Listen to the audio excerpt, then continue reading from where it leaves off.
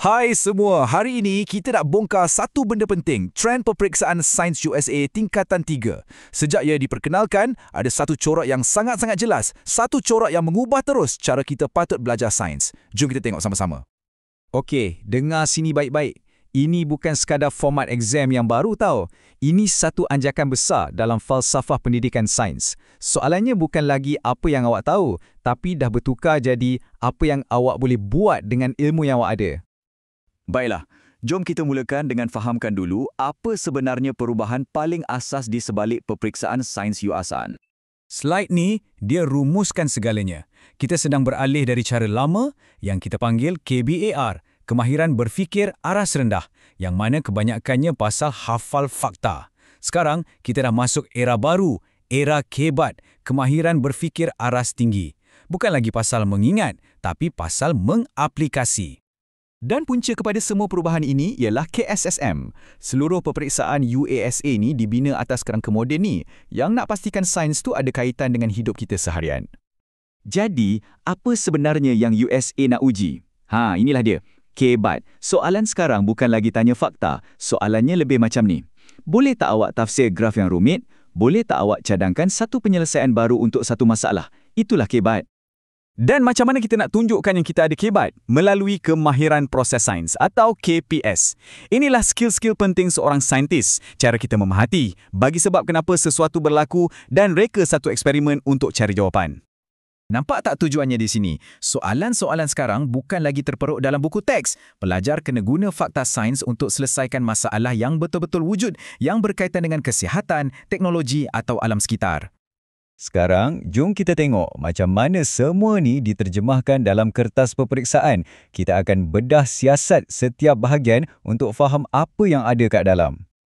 Bahagian A ni, dia cover semua topik dari tingkatan 1 sampai 3.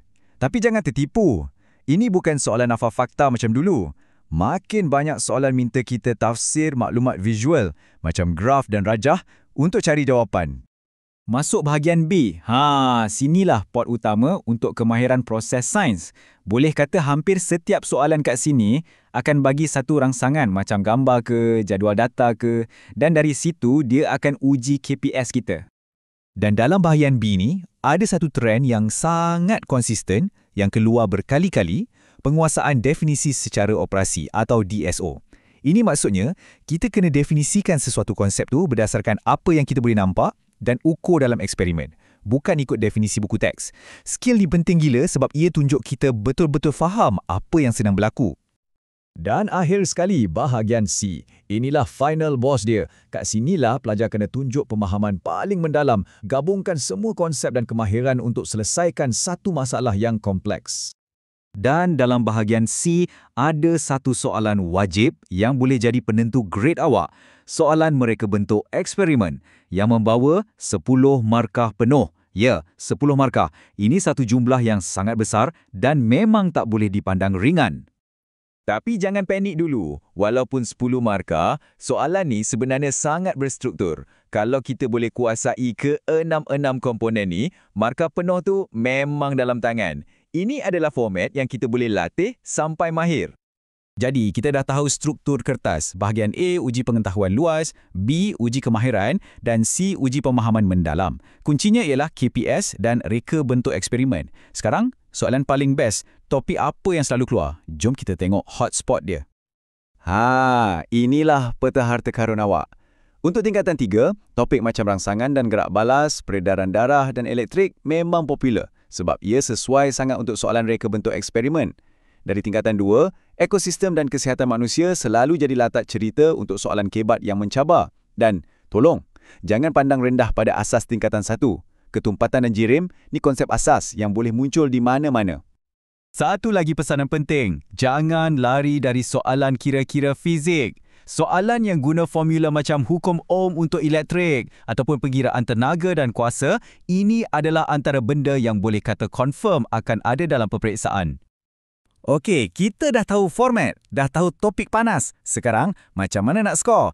Jom kita gabungkan semua ni jadi satu plan tindakan yang paling strategik untuk guru dan pelajar.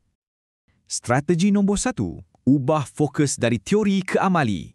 Pelajar kena faham kenapa setiap langkah dalam eksperimen tu dibuat. Latih tubi kemahiran KPS tu sampai jadi darah daging, terutamanya DSO. Kedua, jangan tunggu saat akhir. Mula latih jawab soalan reka bentuk eksperimen 10 markah tu dari awal tahun lagi. Guna satu template yang jelas supaya ia jadi kebiasaan. Ketiga, ubah jenis soalan latihan. Kurangkan soalan hafalan. Sebaliknya, banyakkan guna bahan macam graf dan jadual. Ajukan soalan yang uji pemikiran kritis macam wajarkan, cadangkan atau banding beza. Dan strategi terakhir, asas mesti kuat. Topik dari tingkatan 1 dan 2 tu bukan sekadar hiasan. Ia adalah tapak yang akan diuji dan digabungkan dalam soalan-soalan di ketiga-tiga bahagian. Jadi, bila kita tengok semua ni, sebenarnya ia bukan pasal lulus peperiksaan semata-mata, kan? Matlamatnya lebih besar untuk membina generasi pemikir kritis yang akan datang. Jadi, soalan sebenar yang perlu kita sama-sama fikirkan ialah bagaimana kita boleh memupuk pemikiran seorang saintis dalam diri setiap pelajar. Fikir-fikirkanlah.